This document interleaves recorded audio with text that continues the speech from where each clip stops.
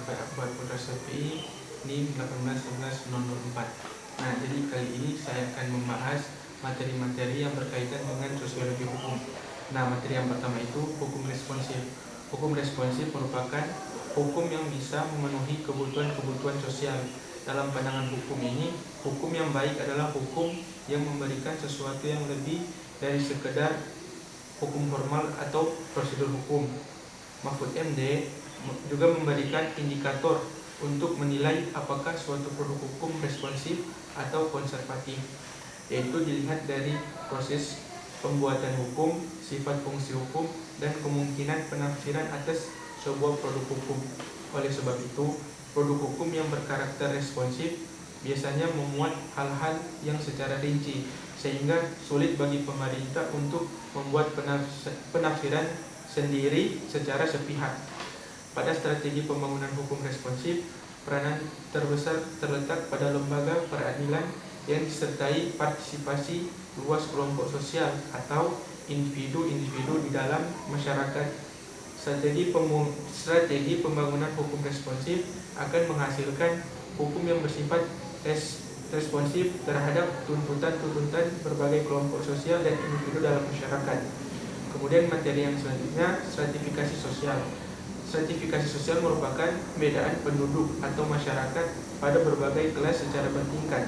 Nah, dasar stratifikasi sosial yang pertama itu dasar kekayaan. Barang siapa yang mempunyai kekayaan paling banyak, maka orang tersebut akan masuk ke dalam lapisan atas.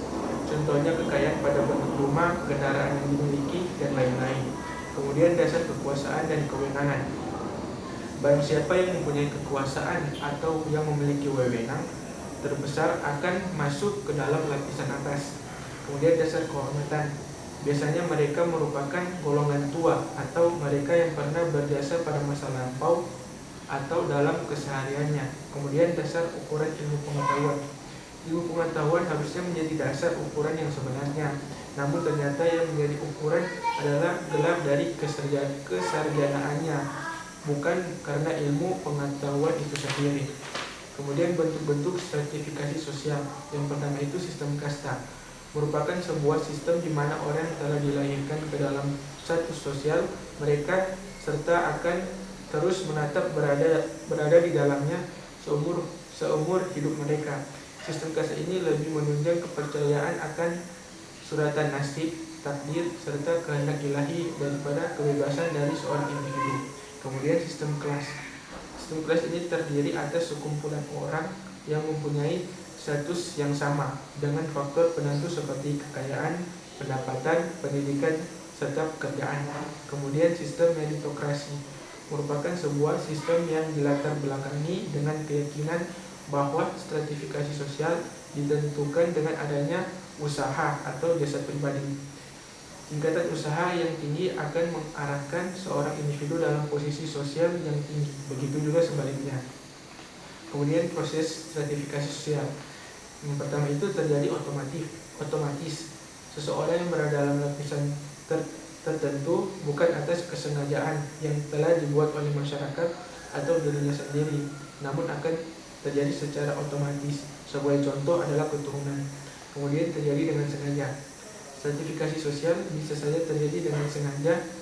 Hal ini bermaksud karena memiliki tujuan tertentu atau untuk kepentingan bersama. Nah, kemudian materi selanjutnya itu hukum dan politik dalam penyelesaian konflik. Profesor Dr. Fathur Rahman MA menyebutkan setidaknya ada 6 hal yang biasa melatar belakangi terjadinya konflik di sebuah tempat, yaitu yang pertama, kepentingan yang sama di antara beberapa pihak. Yang kedua, perebutan sumber daya. Kemudian yang ketiga, sumber daya yang terbatas. Kemudian keempat, kategori atau identitas yang berbeda. Kelima, prasangka atau diskriminatif. Yang keenam, ketidakjelasan aturan atau ketidakadilan. Kemudian peran hukum dalam penyelesaian konflik. Yang pertama itu fungsi hukum dalam masyarakat ada 2. Yang pertama sebagai kaidah sosial, kemudian sebagai pengendali sosial. Kemudian yang kedua, konflik dan perubahan sosial.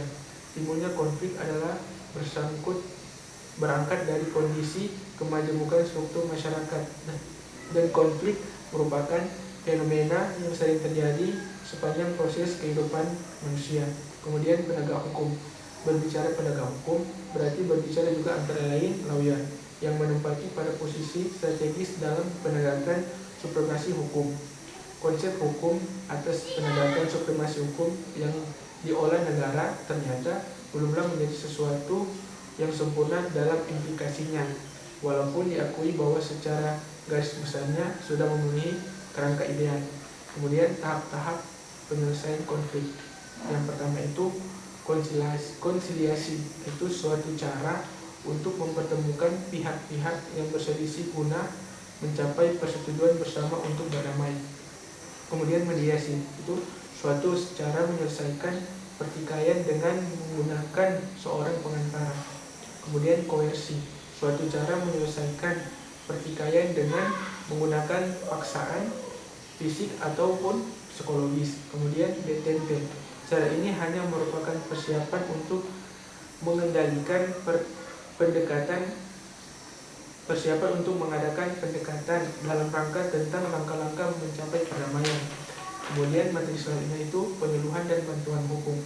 Penyuluhan hukum merupakan proses penyampaian informasi hukum yang berupa materi-materi hukum, termasuk norma hukum atau perundang-undangan yang berlaku, dengan maksud untuk diketahui dan dipahami serta dihayati oleh masyarakat sesuai dengan makna yang terkandung di dalamnya.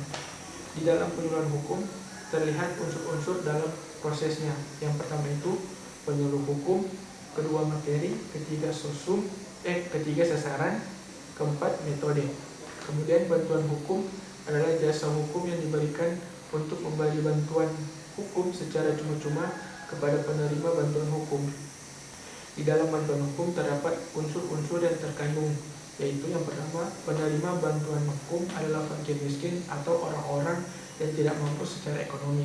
Yang kedua, bantuan hukum diberikan baik di dalam maupun di luar peradilan, di luar proses peradilan. Ketiga, bantuan hukum diberikan baik dalam lingkup peradilan perdata, pidana maupun tata usaha negara. Yang keempat, bantuan hukum diberikan secara cuma-cuma. Pemberian bantuan hukum dilaksanakan oleh pemberi bantuan hukum yang harus memenuhi syarat. Syarat yang pertama itu berbadan hukum, kemudian terakreditas, dan kemudian memiliki kantor atau sekretariat yang tetap, kemudian memiliki pengurus, dan yang kelima memiliki program bantuan hukum. Untuk memperoleh bantuan hukum, pemohon bantuan hukum harus memenuhi syarat. Syarat yang pertama, mengajukan permohonan secara tertulis yang berisi paling sedikit identitas pemohon bantuan hukum dan uraian singkat mengenai pokok persoalan yang dimohonkan bantuan hukum. Kemudian yang kedua, menyerahkan dokumen yang berkenaan dengan perkara. Kemudian yang terakhir, melampirkan surat keterangan miskin dari lurah, kepala desa, atau pejabat yang setingkat di tempat tinggal pemohon bantuan hukum. Itulah materi-materi mengenai atau berkaitan dengan sosiologi hukum. Terima kasih. Assalamualaikum warahmatullahi wabarakatuh.